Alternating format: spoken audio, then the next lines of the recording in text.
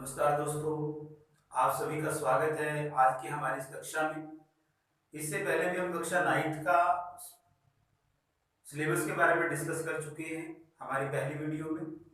तो आज हम जो है व्याकरण स्टार्ट करने जा रहे हैं। आज हमारी पहली क्लास है व्याकरण की और कंटिन्यू बने रहे आप, वीडियो को छोड़कर ना भागे।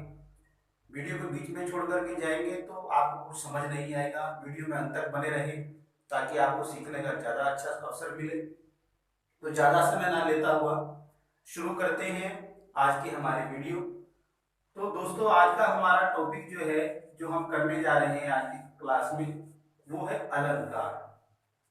अलंकार, इससे पहले भी उपसर्ग भी है, प्रत्यय भी है, समास भी है। अलंकार जहां पर ज्यादा डिफिकल्टीज बच्चों को आती है, ज्यादा मुश्किलात का सामना करना पड़ता है, वो है अलंकार। अलंकार को यदि आप आराम से और स्टेप बाय स्टेप समझेंगे तो इससे आसान टॉपिक नहीं है व्याकरण में। सबसे आसान विषय है अलंकार का। तो ध्यान दीजिएगा, ध्यान से सुनिएगा और समझिएगा। अलंकार शब्द की उत्पत्ति जो है वो दो शब्दों से मिलकर के बनी। अलम जमा में कार, अलम जमा कार। अलम का अर्थ होता है सजावट और कार का मतलब होता है करना। तो अलंकार का अर्थ क्या हो गया? अलम जमा कार, सजावट करना। क्या करना? सजावट करना, सजाना, सुंदरता बढ़ाना। तो ये क्या हो गया? अलंकार। अलंकार जो शब्द है वो अपने आप को ही परिभाषित करने में सक्षम है। तो दोस्तों, हमें पता चल जाता है कि अलंकार की परिभाषा क्या है। यहां से कुछ कुछ हमें अनुमान लग गया है। जहां पर शब्दों के कारण या अर्थ के कारण जो है चमत्कार उत्पन्न होता है। कविता हम पढ़ते हैं, ये कविता की वस्तु है, कविता में हम इसका प्रयोग करते हैं। तो उसकी सुंदरता बढ़ाने के लिए कवि जो है उसमें अलंकारों का प्रयोग करता है। आपने देखा होगा, एक नारी जिस प्रकार से अपने सौंदर्य वर्धन के लिए अर्थात अपनी सुंदरता को बढ़ाने के लिए जिस प्रकार से विभिन्न प्रकार के आभूषणों को धारण करती है, जैसे कलाइयों की शोभा बढ़ाने के लिए वो चूड़ियां विभिन्न प्रकार की धारण करती है, उंगलियों की शोभा बढ़ाने के लिए वो अंगूठियों को धारण करती है, माथे की शोभा बढ़ाने के लिए टीके का धारण करती है। इसी प्रकार से जो है कानों की शोभा बढ़ाने के लिए जो है वो कर्णफूलों का प्रयोग करती है। विभिन्न प्रकार के आभूषण हैं। तो अलंकार का और नाम इसको हम कह सकते हैं, अलंकार का मतलब गहना भी होता है या जेवर या आभूषण। तो जिस प्रकार से एक महिला अपनी सुंदरता बढ़ाने के लिए विभिन्न प्रकार के आभूषणों को धारण करती है, उसी प्रकार से कविता रूपी कामिनी की शोभा बढ़ाने के लिए कवि उसे विभिन्न प्रकार के आभूषणों से सुसज्जित करने का काम करता है, उसकी शोभा बढ़ाता है, उसकी सुंदरता बढ़ाता है। अब अलंकार के भेद कितने हैं? अलंकार के हमारे पास दो भेद हैं। एक आता है हमारे पास शब्दालंकार और दूसरा होता है अर्थालंकार। दूसरा कौन सा होता है? अर्थालंकार। शब्दालंकार और अर्थालंकार। तो शब्दालंकार अर्थालंकार में आज का हमारा टॉपिक जो रहेगा वो शब्दालंकार का रहेगा।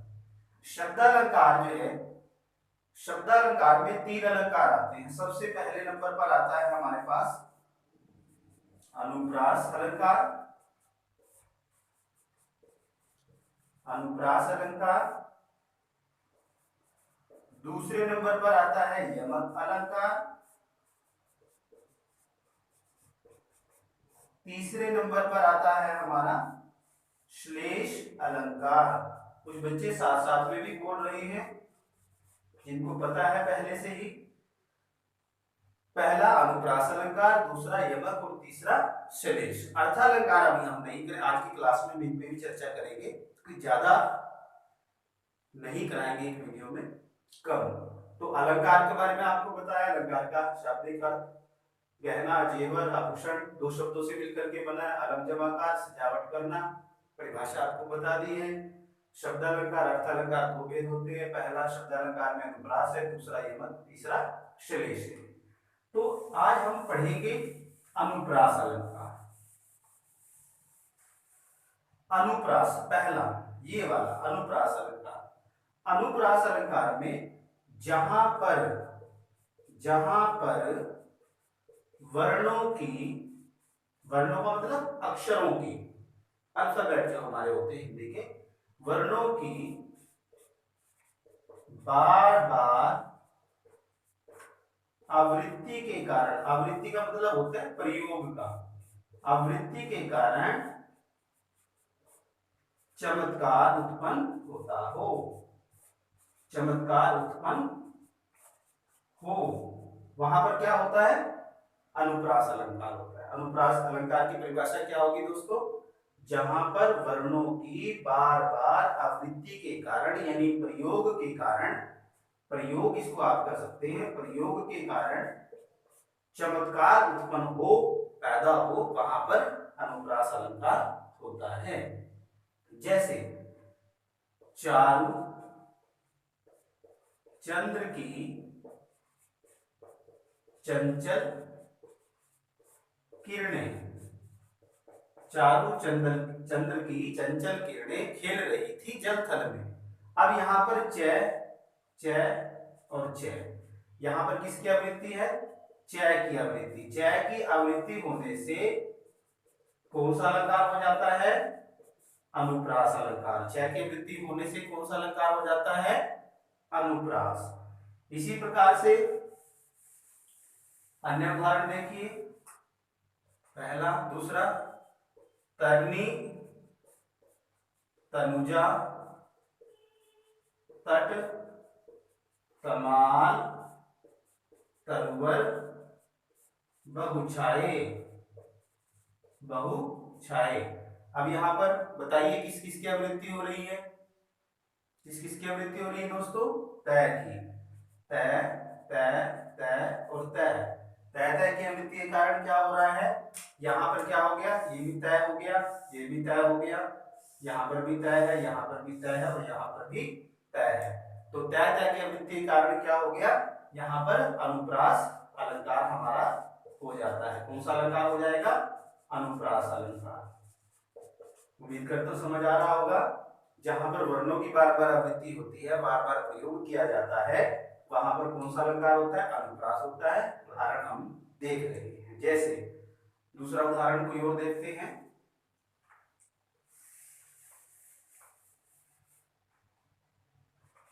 मैया मैं नाही माखन खायो। मैया मैं नाही माखन खायो। अब यहाँ पर किसकी आवृत्ति हो रही है? पहचानिए आप, किसकी आवृत्ति हो रही है? मैं की। मैं और मैं। तो यहाँ पर मैं की आवृत्ति के कारण, यहाँ पर मैं की आवृत्ति के कारण कौन सा अलंकार हो जाता है? अनुप्रास। कौन सा अलंकार हो जाता है? अनुप्रास। कौन सा हो जाता है दोस्तों? अनुप्रास। जैसे आपने देखा होगा बच्चे करते हैं, चंदू के चाचा ने चंदू की चाची को चांदनी रात में चांदनी चौक पे चांदी के चम्मच से चटनी चटाई। तो वहां पर क्या हो रहा है? च च की बार बार आवृत्ति हो रही है, तो उससे क्या होता है? वहां पर अनुप्रास अलंकार हो जाता है। कौन सा अलंकार हो जाता है? अनुप्रास। तो समझ आ गया होगा अनुप्रास सबको। जहां पर वर्णों की बार बार आवृत्ति के कारण चमत्कार उत्पन्न होता है, वहां पर कौन सा अलंकार होता है? अनुप्रास। नेक्स्ट हमारे पास दूसरा जो है शब्दालंकार में, दूसरा हमारे पास है यमक। इसको ध्यान से समझना, यमक। अब यमक में अनुप्रास में क्या था? वर्णों की आवृत्ति हो रही थी। यहां पर क्या हो रहा है? यमक में जहां पर एक ही शब्द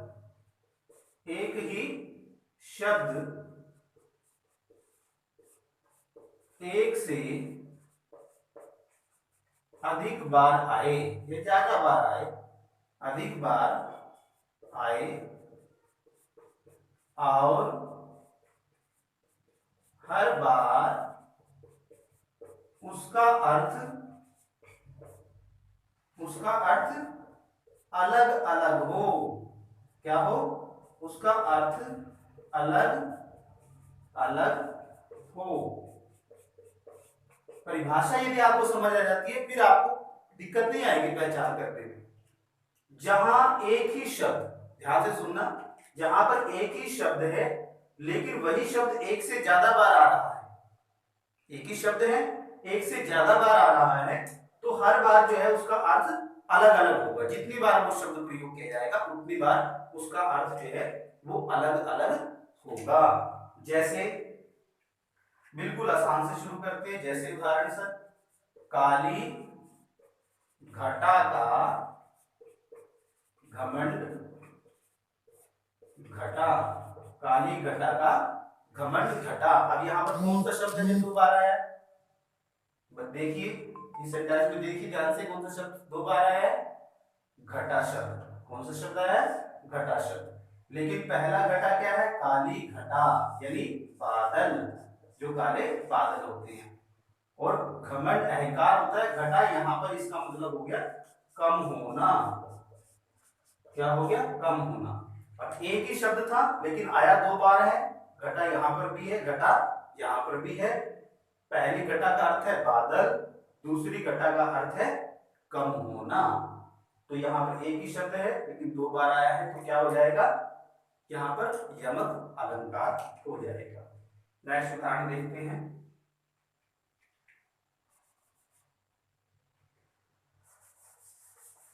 नेक्स्ट उदाहरण देखिए।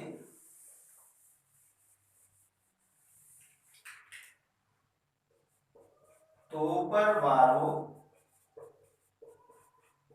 उर्वशी सुन राधिके सुजान, तू मोहन के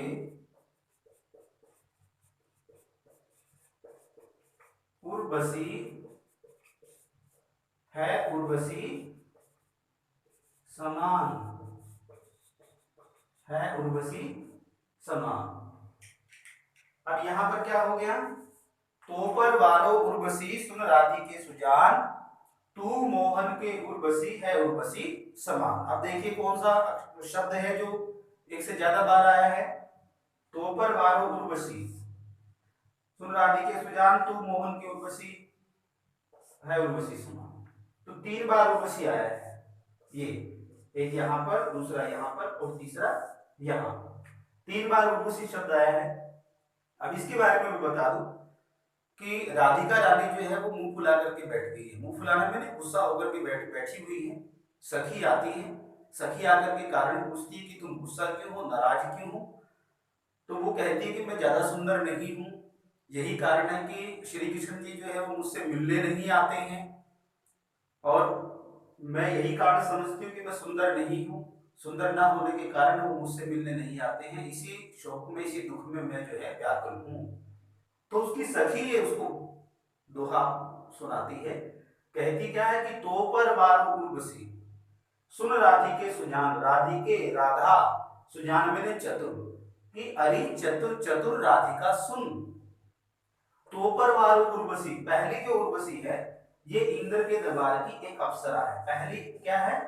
अप्सरा, जो अत्यंत सुंदर है, अप्सरा।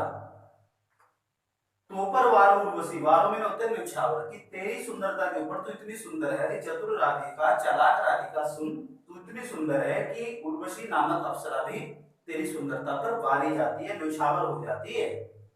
तू मोहन के उर्वशी, तू मैंने तुम, मोहन मैंने श्री कृष्ण के उर का मतलब होता है मन, बसी में होता है रहना। तो दूसरा क्या हो गया?